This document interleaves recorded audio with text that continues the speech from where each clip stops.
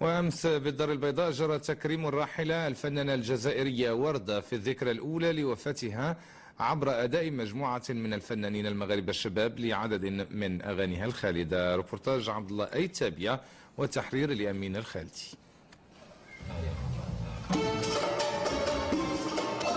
60 سنة من العطاء جعلت من الفنانة وردة الجزائرية مدرسة فنية تتلمذ عليها الأجيال، خاصة وأن ألحان أغانيها كانت من إبداع كبار الملحنين أمثال رياض السنباطي ومحمد عبد الوهاب وسيد مكاوي وغيرهم.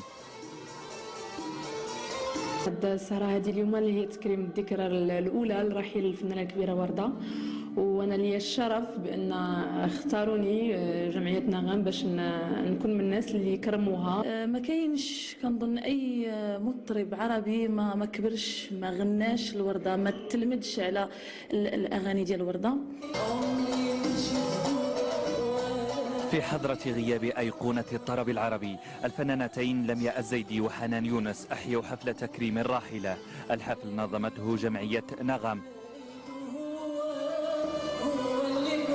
تميز مسارها بتجديد على الصعيد الفني، على صعيد الأغاني التي أعطتها والتي تشكل بحق كما زاخرا يمكن للأغنية العربية على وجه العموم أن تفتخر به.